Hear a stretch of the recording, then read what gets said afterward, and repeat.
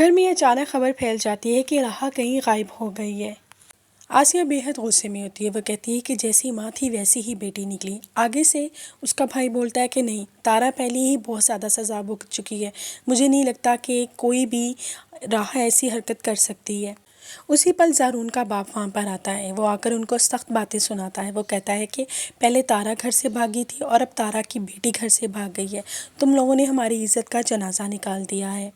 पूरी शादी के घर में अजीब सा माहौल आ जाता है। सब एक दूसरे से नज़रें चुराते हैं। दूसरी तरफ जब राहा को सड़क के ऊपर होश आता है और वो अपने आप को सड़क के ऊपर देखती है तो वो बहुत परेशान हो जाती है। वो कोशिश करती है कि उसे कुछ याद आए। उसी पल अरमान जैसे देखता है कि राहा को होश आ गया, वह जल्दी से उसके पास चला जाता है।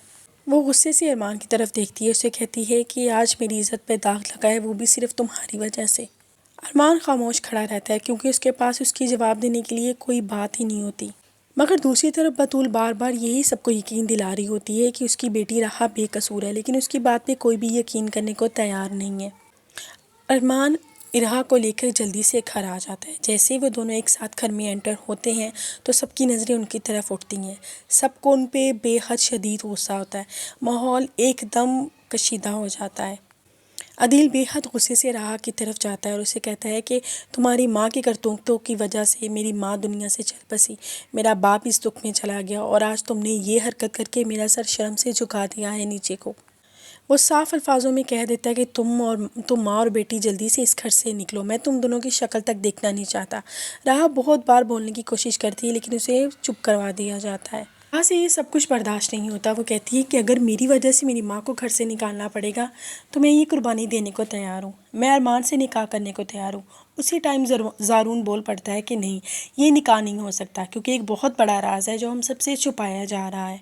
सब उसकी तरफ देखते हैं और पूछते हैं कि कैसा राज। फिर वो बताता है कि बहुत अरसा पहले यहाँ पर एक बच्चे की पैदाइश हुई थी।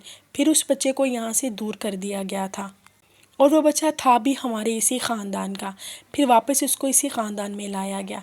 ये सब बातें सुन के तारा बेहद रोना शुरू हो जाती है क्योंकि उसको इस राज के बारे में सब पता होता है और इरहा की हालत देखने वाली होती है।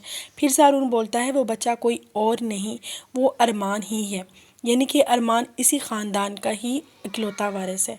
इरहा जैसे देखती है वो हैरान रह जाती है। उसे पछतावा होता है कि क्या मतलब हमारी मोहब्बत इधर ही जलील होती रही है। वहाँ पे सब एक दूसरे के मुंह की तरफ देखना शुरू हो जाते हैं कि क्या अरमान इसी ख़ानदान का है, इसी ख़ानदान का वारिस है।